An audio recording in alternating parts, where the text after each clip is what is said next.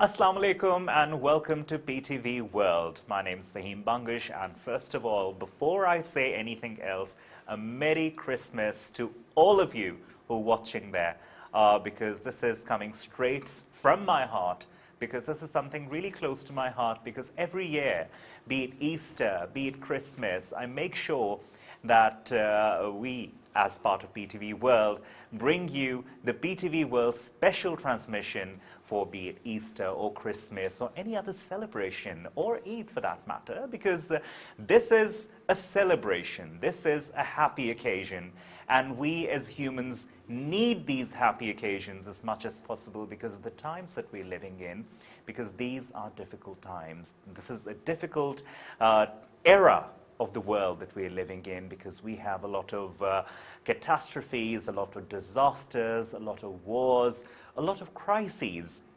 And in the midst of all that, if you can find any celebration, any happy occasion, or even a happy thought, that is a blessing from God. And I find myself really, really lucky to be hosting such events which exude happy thoughts, which exude happy moments and create happy memories. And I'm blessed to be here today to be interviewing none other than Archbishop Yousaf. Yousaf Arshad, Assalamu alaikum, good morning and a very Merry Christmas. Good morning, thank you very much. It's a joyful season and we wish a very blessed Christmas to all the humanity, because Jesus Christ came for all human beings. Absolutely, absolutely. So, we talk about Christmas every year, and I take pride in that, like I just said, because I do it every year, and I find that this is somewhat like my own program, right? And you people are like my own people. And I love talking about it, and because this is a renewal of the message that we give every year, because that renewal is necessary, because a human mind has a tendency to forget. And since we live in a society where there are lots of people from lots of backgrounds, from lots of different religious backgrounds, it's important for us to know what different religions are and what their backgrounds are. So, sir, when we talk about Christmas, I would like you to give a brief historical perspective of this particular day with reference to Prophet Jesus and Mother Mary. Well, Christmas is a celebration of joy, peace and love, and because at the feast of Christmas, God takes human life. He becomes human being to save us and to lead us and give us eternal life. So the whole concept of Jesus, God becoming man, is in biblical terminology called incarnation.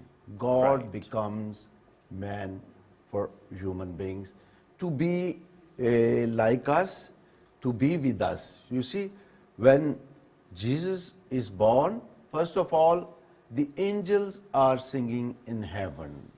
So angels, they sing joyful, they are happy that some God has become a man and born on this earth. Secondly, the message of Jesus' birth, first of all, goes to the ordinary shepherds. Right. The angels give the joy of birth of Christ. The message is given to the ordinary shepherds who are taking care of their sheep. Thirdly, the message goes to three kings who see the light of a star, and in the light of guidance of this star, the three kings, they go to a place where Jesus is born. So to say that Jesus came for all human beings, whether they are poor or rich, whether they believe in him or not believe him, he came for all. Poor, rich, ordinary shepherds, three kings, they all came, but it depends on us human beings that how we receive this message of God that he becomes a man for us. He leaves his heavenly place and comes to this earth, and he becomes like all of us. Because I have heard this in one of the films that I was watching, and I recall, I pray to thee, Jesus, my Lord, my shepherd. So the word shepherd, yes, it reminds me of that. That's right. So also, sir, we would love to talk about baptism, because baptism is not just used in the literal forms, it's also used in the figurative sense in many ways. I would like to know, in order to understand that figurative usage of the term baptism, I would like to know the literal meaning of baptism and how Christianity sees it and how the Christian community sees it. How would you like us and how would you like the whole community to see the concept of baptism? The baptism is born again, he's renewed, and he becomes a new person. Right. And when somebody receives a baptism, he becomes a new person in Christ. He believes in Christ and he gets baptism. He begins a new journey. In the teaching of the Catholic Church, baptism is a sacrament. And in Catholic Church, we have 7 sacraments. And a child begins a journey by receiving the sacrament of baptism. And then there are 7 other sacraments. A Christian begins a life and he dies in living a life according to these sacraments. So in the Catholic Church, we invite the parents when a child is born that they take their children so they get baptism as soon as possible in the church, because first of all, the sacrament of baptism gives 3 graces. Whoever receives, he receives 3 graces through this sacrament. First of all, that his original sin is forgiven. Original sin means that the sin that was committed by Adam and Eve, our first fathers. The first sin, basically, yeah. So those who receive baptism, according to our teaching, their original sin is washed away. Secondly, those who receive the baptism, they become children of God. They are children of God. Thirdly, whoever receives the sacrament of baptism, he received this grace that he becomes the member of the church.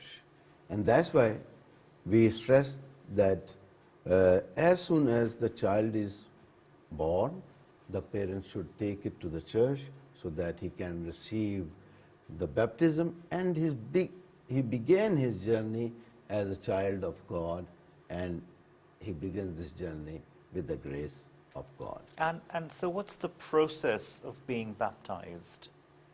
It's a ceremonial thing. So a priest is normally the who officiates the sacrament of baptism.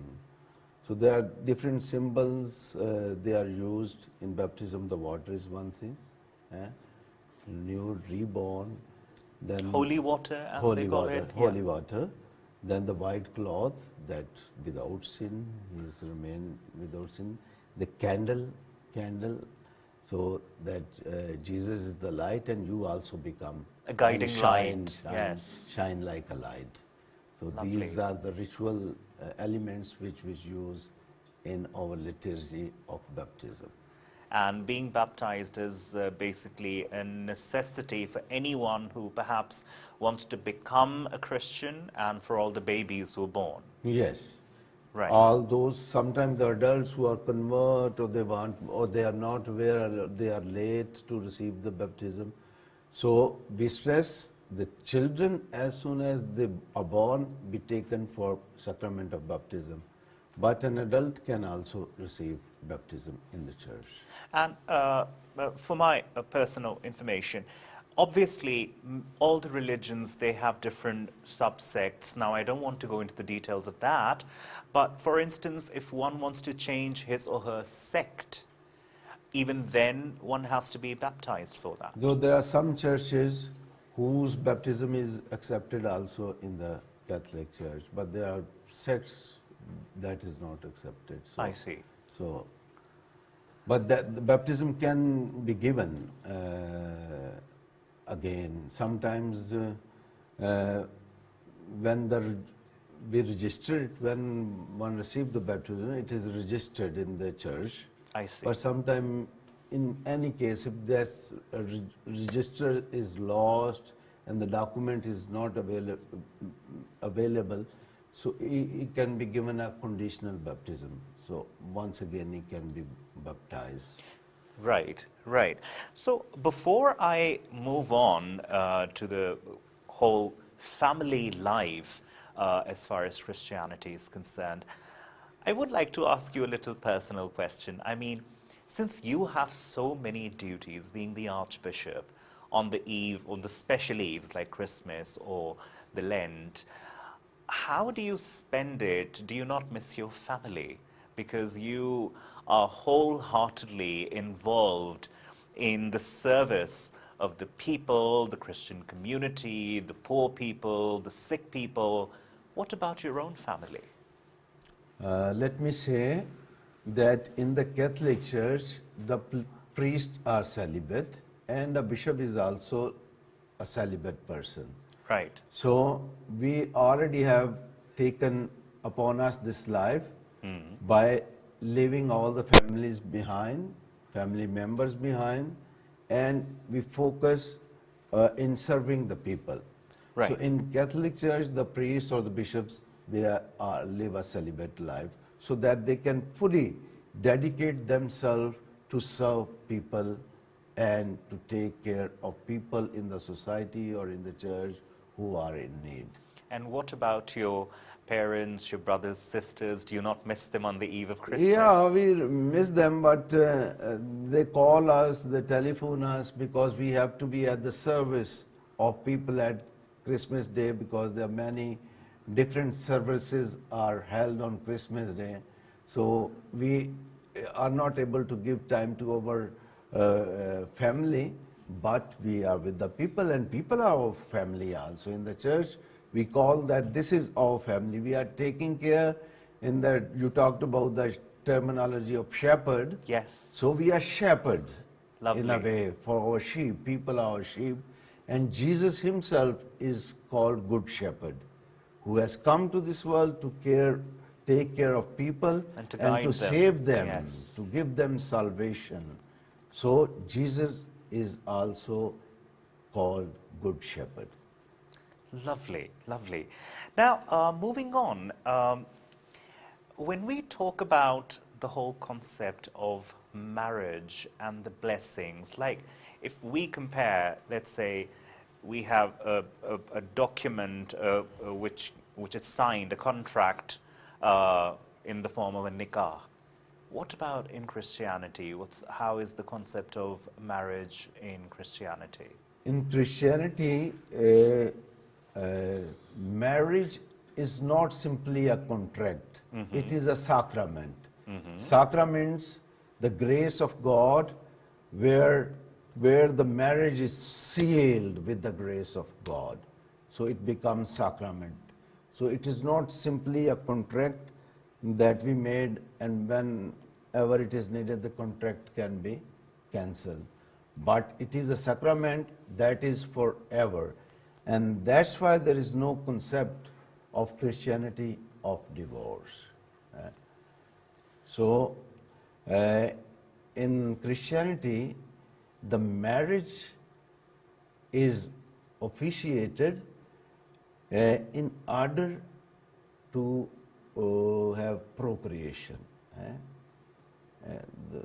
The boys and girls, they come to a marriage, and marriage is for the procreation. That is the purpose of marriage. If there is no purpose or concept of procreation, there is no marriage. And that's why The church does not accept the marriage between the gay people or other kind of marriages. Because that kills the concept. Yeah, because True. there is no concept of procreation. in True, that. true, Yeah. true. Lovely, lovely. Also, sir, when we talk about these times, like I said when I was introducing the program, the times that we're living in these days, these are very difficult times, very, I would say, caustic, very acrid times, because these days we see there is a lack of tolerance. We see people are not ready to listen to another's point of view. What does Christianity preach as far as tolerance is concerned? Christianity preaches love. Christianity preaches peace. And the message of Christmas is basically peace and love. And Jesus came to the world because he loves us. That's why he takes the human shape. Otherwise, if he doesn't love us, why he would come and leave his heavenly place and become like us human beings? So he loves us, and that's why we are all invited to spread this love and message of peace to all humanity. So where we talk about the tolerance by itself limits us. Then because the whole connotation of tolerance leads us that we are just tolerating somebody. But acceptance is more. We accept people, we respect people, we know people, we know their culture, know their backgrounds, we know their religious backgrounds, and still we accept them, we respect them, we share this joy and love with other peoples. So I think we need to more promote the aspect of acceptance and respect among human beings. Absolutely. Now, sir, I often have conversations with people of different religious backgrounds, and even from people who don't believe in God for that matter, the atheistic people who have backgrounds like that. They say if God loved us, he would not give us such difficult lives, especially in the background of such difficult times that we're living in. You see, the many people, even those who believe, let me say, you are talking about the atheist. There are many people who believe in God, but they will still question God, that why you are not hearing us, why you are not hearing our prayers, why there is a suffering for us, why there are difficulties for us. So in that way, we try to limit the bounty of love of God. We cannot control God. Of course. When we say why there are difficulties for us, why there is a pain for us, so this means we are trying to control God even, that why He is giving us. We are questioning God. God is almighty, and we never know when He can change our lives also. When can He gives His grace? It is His out of free will that He gives to the people. We cannot catch Him, we cannot force Him to give, we can request Him, we can go with Him, we can adore Him, we can beg Him. But to say that He should give, then we are trying as a to compulsion. force compulsion. Yes. So I think as human beings, we should be more open to God and be open to receive His grace. And there is a continuously the attitude of us being in contact with God, in relationship with God. And I think when we are continually trusting Him, believing in Him, and asking Him, He will show His love and mercy. Also, sir, while we were talking about the concept of marriage in Christianity, now we do see something that's happening these days. When I talk about these times, we do talk about the deteriorating social fabric. We talk about the deteriorating bonds of marriage. We do see a very high rate of divorce, which is going on and prevalent. But as a senior representative of the Christian community, what would you say? How would you comment on that? What do people need to do? How do they need to renew their pledges, renew their faith on the eve of Christmas? I mean, it's very sad to see that now the marriages are not so lasting. You see, even there are love marriages in our culture also here now, but even in spite of that, there was a love marriage. This love vanishes after 3 or 4 months or 1 year. Months, exactly. Yeah. So what happens at one stage, you are fully loving each other, and when you have to continuously live together, then you begin to fight and the conflicts come and you harm your own matrimonial life.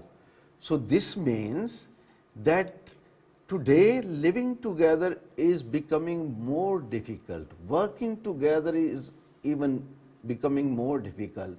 Why? Maybe we are not accepting, we are not becoming patient, we are not tolerating, we are not accepting each other. And when there are problems, we just want to go away from these problems and not finding solution of these problems being together in a family. Now, also, sir, we know that the world that we live in today, often when we switch on the news channels, it's quite depressing, right? Because we have a situation of war in certain areas of the world. We have thousands dying. We have thousands facing hunger or a famine-like situation, which is very, very heartbreaking if we look at it with a religious point of view, because obviously all religions, they teach love, right? So on the eve of Christmas, what would you say? How can we, as humans, I wouldn't even say Christians, I wouldn't even say Muslims or Jews or whatever, because humanity is the biggest religion, love is the biggest religion. So on the eve of Christmas, how would you say that we can perhaps contribute in one form, some form or the other, to help those people in need, the poor, the destitute, the war-torn, the war-stricken, the orphans, the people who are injured because of the war injuries? I mean, how do you see that? Unfortunately, we are losing our religious values, we are losing our social values, we are losing our cultural values. And when you start losing values, you start losing the impact of human values, you are start losing your religious values, you start losing your cultural values. So when you start losing values, the emptiness begins. And when there is an emptiness in a person, he will go for conflicts, he will go for wars, he will go for many other things that are detrimental to human person or human society. So see, in the world, there are wars in different areas of the world. These wars, they are harming human beings, they are harming human society. There is a race of arms in the world. How much money some countries are spending in the race of arms? The amount of money spent for arms and for this war, if we spend this money for the progress and well-being of human beings, our society or this world become different. Recently, the Holy Father issued a document on the human family, fraternity of human beings. All the people on this earth, they are part of one human being. We believe in one God, and when there is one God, all the human beings, this universe, and in this universe, the people are created by God. So if we are created by God, we become one family. And I think the more and more, like the Holy Father has talked about one universal family, in our societies, the concept of one family as God, our Creator, must be more promoted among people, and especially among the common people. You know, something that really touched my heart is the word emptiness that you just used, because we do see that a lot, the prevalence of that emptiness, and that leading to apathy in people. They don't feel the pain of other people. They don't feel what other people are going through. Unfortunately, the concept of sin we are losing also. Again, the value system, yes. Because sometimes we are making the habits, and they are just habits, and we are not aware that this is a sin, and we are committing a sin.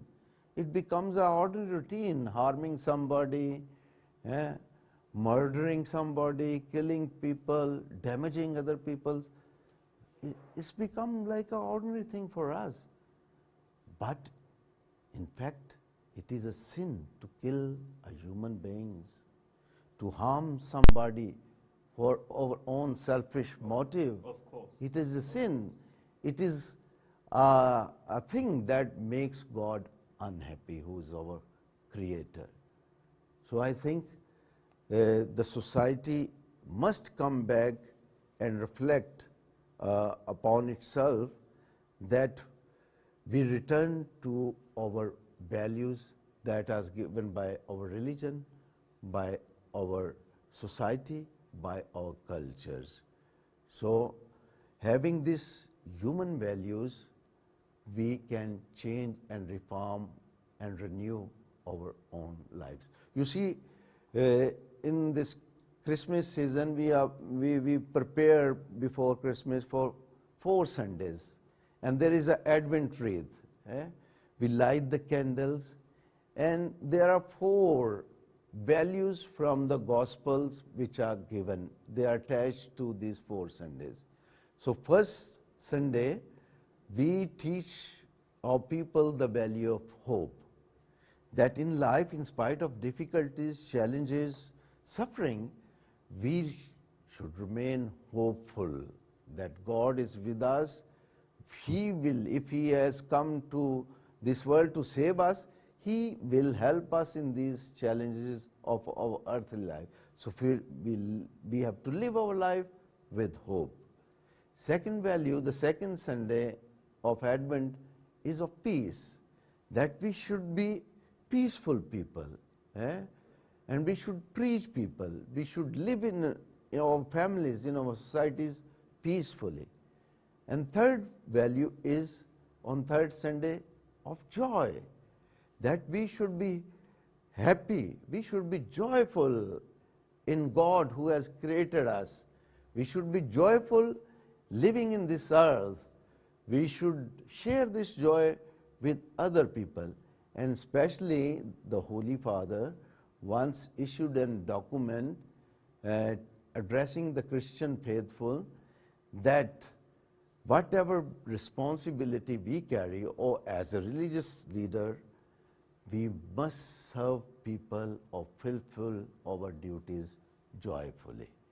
If we don't perform our duty joyfully, then the impact won't be such It a won't great, be there. yeah. That's correct. So- That's correct. Well, Archbishop Joseph Arshad Saab, thank you very much for taking your time out of your busy schedule and being a part of PTV World special transmission, because our Christmas or other Christian celebrations transmissions are not complete without you.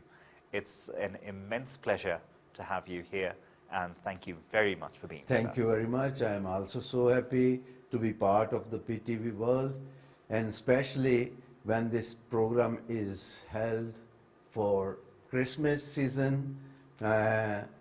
We share the joy and love of Christmas season. Of course. And we wish all humanity, and especially our Christian community, a very blessed Christmas and a very happy New Year. Thank you very much. Thank you. Thank you.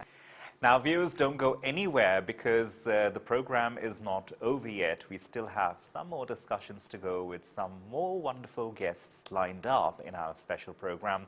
Don't go anywhere. We will be back after a short break. Stay tuned.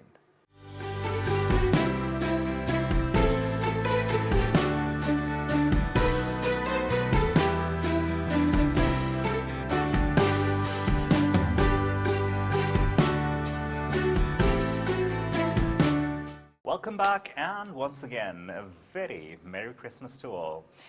Now, we were having a very interesting and wonderful conversation with Archbishop Yousaf Arshad, and then we heard a choir. I hope you guys enjoyed that. Now, we have another guest lined up for you, and that is Mr. Anil Peter. Mr. Anil Peter happens to be a chartered accountant, and let's talk about something regarding Christmas, regarding youth, regarding young population to Mr. Anil. Anil Peter, Assalamu Alaikum, good morning and Merry Christmas. Thank you so much. Good morning, and it's very good to be here with you. And Merry Christmas to everybody who's watching the show. Lovely. Now, Anil, they say that in Pakistan, there is a youth bulge, right? There is a very high percentage of people, of young population who's there, which happens to be a strength for Pakistan, right? So since we are celebrating Christmas here, since we happen to have a lot of young population here, you happen to be a part of the young population, I would say. First of all, how would you say that being in Pakistan helped you or posed a lot of challenges for you? Being from the Christian community, did it help you? Did it accelerate you? Did it motivate you? Because you've become a chartered accountant, right? And becoming a chartered accountant is no joke, let me tell you, for anyone for that matter. So how was your journey in a nutshell? What would you, because obviously I would like people from not just the Christian community, people from the Muslim community, to get some sort of motivation. Because I love that. I love talking to people who are on such difficult journeys, that to ask them, to know them, and to give some sort of motivation to not just the young population, but also to myself as well. Well, thank you, Fahim. That's a very interesting question, and I get that asked a lot. Look, the idea is whether religion should be a driving force in any way when it comes to professional education. Right. What I believe is, and what I've experienced in my life as well, that religion is more of a personal matter. Yes, you can use that to motivate yourself. You can use that to overcome some challenges. But when we talk specifically about Pakistan, and you can say life of a Christian chartered accountant or journey of a Christian chartered accountant in Pakistan, I say I have been extremely lucky. I was recently talking to somebody about that as well, that being a Christian has actually helped me in my journey. Yes, also my father is a chartered accountant. That was a major factor because I had guidance throughout my journey. Right. I had a source of inspiration in that journey. But if you talk about starting my school from St. Mary's Cambridge School, then going to Sir Syed, and then starting my CA, everywhere if you are a Christian, I think you automatically stand out as well. And if you're good enough, if you're working hard, if you're focusing on building the right relationships with the people by doing the right things, that means you're getting more attention and more respect. So instead of that being a roadblock or that being a problem for you, if you are good enough and you're handling it properly, it becomes your strength. And in Pakistan, we get to hear this a lot from you talking about the younger generation. It's a growing trend now that people say that there is no future in Pakistan. For the younger generation, they feel the only way they can progress in life is by going abroad or leaving the country. And I am extremely against that concept. The reason being, I was talking to youth as well recently in Lahore, and I was talking about country is based on people. Country in itself is nothing. It is you and I, it is all of us.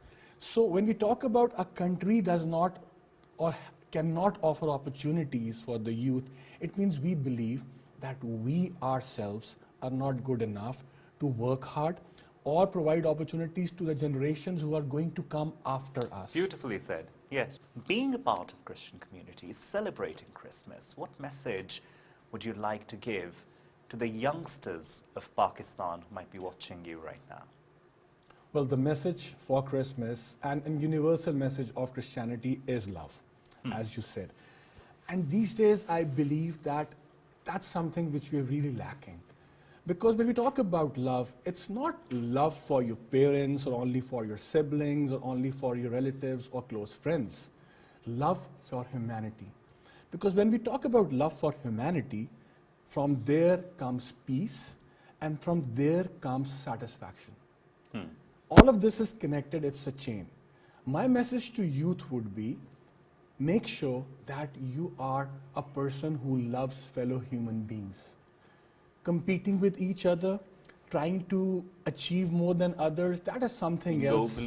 Being overly ambitious, I think that's another thing that we see, which is becoming quite at the prevalent. cost of others. At the cost of others, By working harder than anybody else, fine. Fine, yes. By doing more than others, fine. But doing it at the cost of others, using means which are not really good, that's not the way to go. And that will never give you satisfaction in the long run, trust me. Idea is to have this love for humanity, because that's what we really need these days. If we make sure that we have this spirit of love and peace in us, which is really required in the world these days, because you see it's a global world now. Color, religion, different cultures, everybody is working together and they have to live together. So as soon as we realize that we are here to exist, we are here to coexist, and we have to live together with fellow humans, this world, and we are not going anywhere. All of us have to live in the same earth, same world, and if we believe that we can coexist and work together, learn from each other, get the good things, share the good things, from there I think this world definitely can become a good place. And I've personally seen that. When I was growing up, my childhood friends, all of them, whoever is more exposed to different cultures, different religions, different sects, they are more open, they are more accepting of different... And more tolerant. Yes. Yes.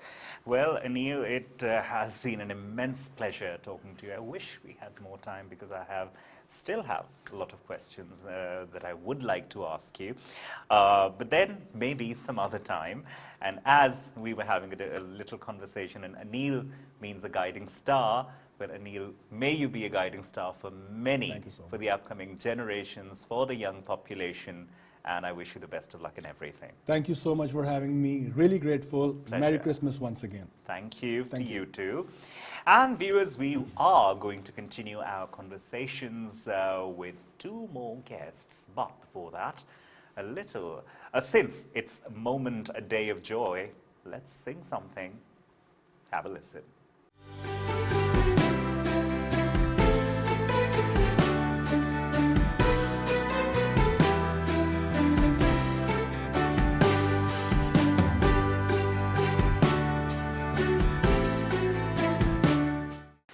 Welcome back to our Christmas special PTV World transmission. I'm Fahim Bangash.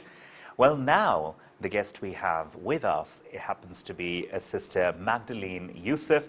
She belongs to the OP, that's the Order of Preachers. We are very pleased to have you here with us, Sister. Thank you so much.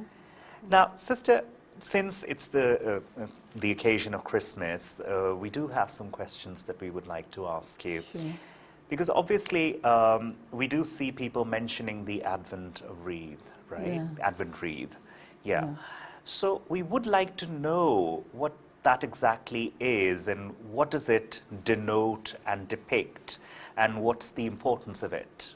The Advent candle originated in 18th century in Germany. One of the Protestant theologian, he was well known to help the poor and the orphanage. So he started actually with the poor people. Right.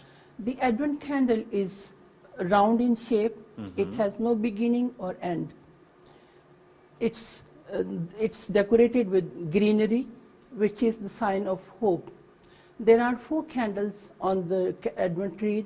3 are of purple color and 1 is of pink.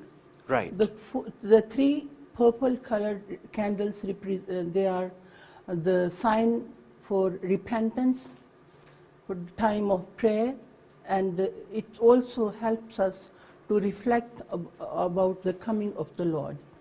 The 3rd candle, pink, is the sign of joy. So Advent tree is usually put at the prominent place where people can see and reflect and pray. And it also gives light to the people, that it gives the sign that Jesus is the light of the world. Guiding light, Yeah, yes. guiding light, Yes. Wonderful. Yeah. Then these 4 candles represent the theological virtues of the gospel, that is hope, peace, joy, and love. The first candle is also known as the candle of the prophecy, prophecy candle, because the prophets gave hope to us that the Messiah will come and save us from our sins. And the second candle is the candle of Bethlehem, that the Messiah will be born in Bethlehem, and he will be our Savior. The third candle is the candle of the shepherds. The shepherds were the ordinary people, and they were given the good news that Christ is born in Bethlehem. And they went and they adored the Lord. And the fourth candle is the candle of the angels. The angels rejoiced at the birth of Christ, and they sang the song also for Jesus Christ. Yeah, that's beautiful. These 4 virtues: hope, peace, joy, and love. Beautiful. Yeah. Also, sister, another terminology that we listen to is the Yesi tree, right? Yeah. Can you elaborate on that concept as well? Yeah. Yesi tree represents the family tree of Jesus. Right. Yeah. Because Jesus is born from the same transcendence, because Yesi was the father of David, and Jesus comes from the same family. I see. Yeah. So there are some reference from the Bible. If you say, I can read for you. Oh, why Yeah. not? It's written in the prophet Isaiah, chapter 11, verse 1. From the stem of Jesse, a shoot shall come forth. From his roots, a branch will grow and bear fruit. So this talks about the Yesi tree, this verse. I see. Yeah. I see. Now, also, like you said, that there were many prophets or many saints who predicted that Jesus Christ would be coming to the earth. Could you also talk about how many were they and who were they, and does the Bible also talk about that? Yeah, according to the research, there were about 300 prophets and different saints or the people. They prophesied about the Messiah. I see. Jesus will come and he will save us from our sins. And then in the gospel, there are, I can read for you different passages that the prophets, the main figures are Isaiah, Micah, and also some in the book of Daniel also there are prophecies about Jesus coming. I see. Yeah. I see. That's wonderful. Well, sister, before we go on to our break, I would love to have your message on this wonderful, joyous, and celebratory occasion of Christmas. Yeah. Christmas is a time of peace, joy, and love. It's a time that when we share our joys with the poor brothers and sisters. We also become the keepers of our brothers and sisters, those who are in need. So I would say that let's spread this peace, joy and love in this troubled world when we hear about the war around in the world. So Jesus brought to us the peace. He is the Prince of Peace. So we have to carry this peace to the people around. Absolutely, absolutely. Thank you very much, Sister Magdalene, Yousaf, for you. coming to us and for giving us your time. Thank you so much. And viewers, since we are celebrating Christmas, we will be right back after a short break. Stay tuned.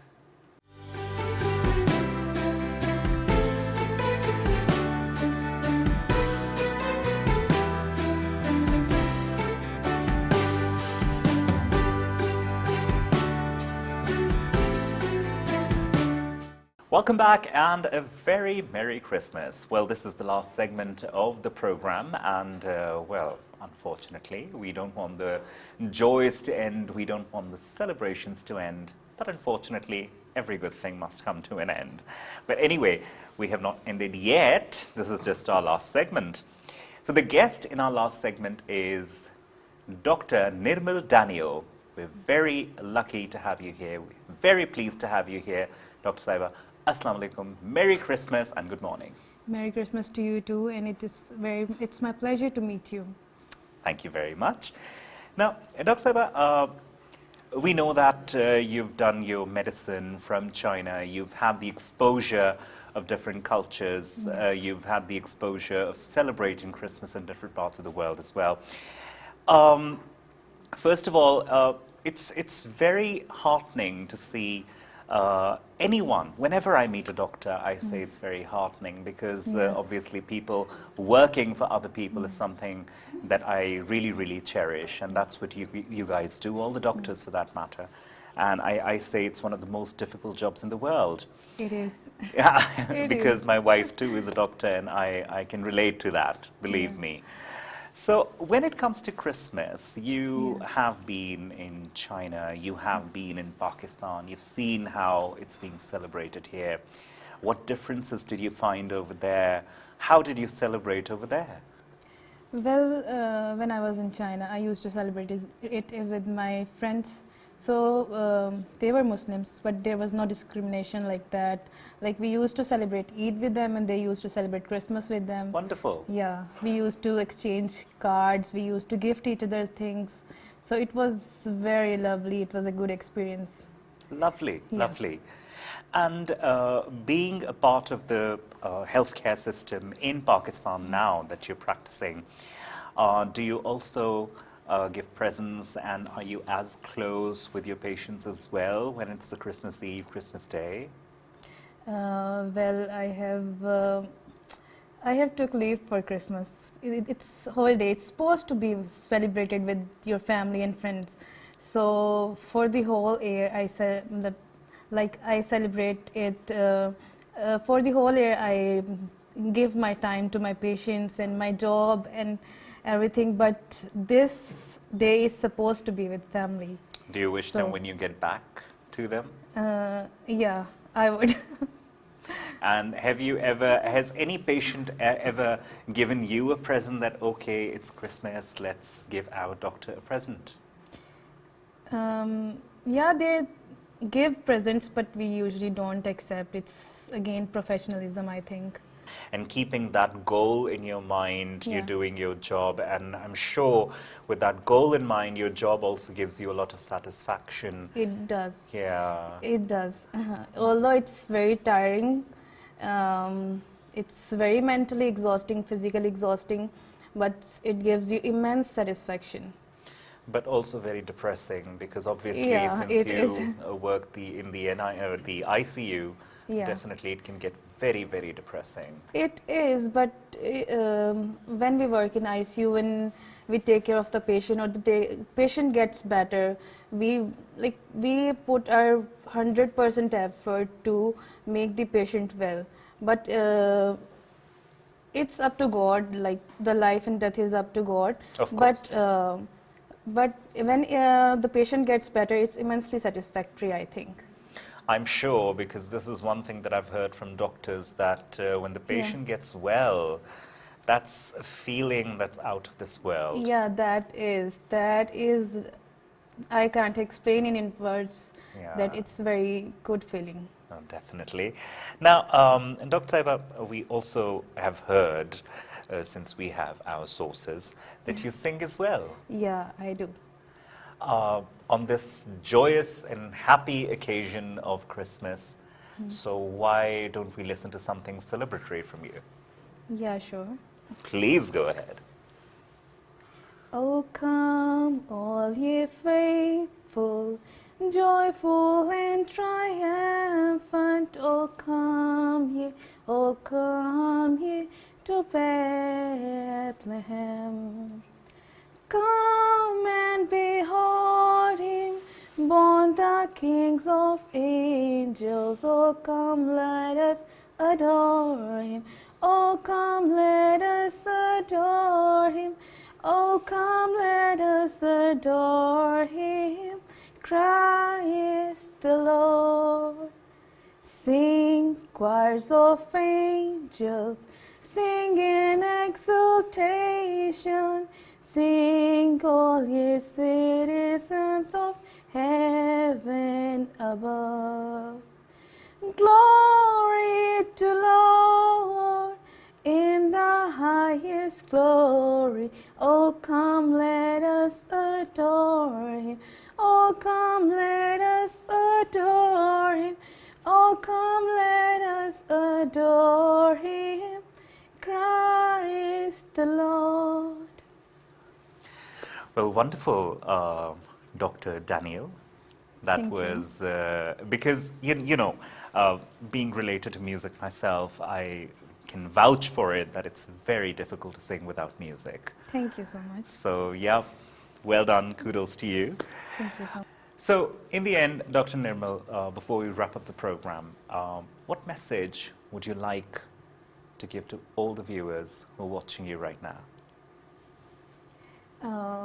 Well, I would say that before Christmas there are four Sundays of Advent. It is love, hope, joy, and peace. So I would wish everyone a very happy Christmas, and I would hope for everyone that they would find love, hope, and joy and peace in their lives. Well, I pray and wish that for everyone too. Well, from me as well, a very Merry Christmas to all. And before we wrap up the program, I think we must wrap it up with something of your singing. Shall Sure. we? Yeah. Please. Joy to the world, the Lord has come. Joy to the world, the Lord has come. Let her receive her King. Let every heart prepare him room. And heaven and the nature sing, and heaven and the nature sing, and heaven, nature sing. Joy to the world, the Lord has come. Joy to the world, the Lord has come. Well, thank you, Dr. Nirmal, for adding to the joys and celebrations of Christmas. Well, with this, we come to the end of the program, and I must say that Christmas is the time of the year that each one of us should make a pledge, no matter which background we belong to, no matter which religion we belong to. After all, we're all humans, and humanity is the biggest religion. So each and every festivity of this kind should make us realize and should make us renew this resolve that we will be better human beings in the next year, that we will work hard, we will strive hard for other people in this world to make this world a better place for them, and to make this world a better place for our own self and our own soul, and work for our mental health, our spiritual health, and our physical health. Because when that gets better, it's then that you'll be able to work for the others. Love yourself, love humankind, love mankind, and love you all, and Merry Christmas.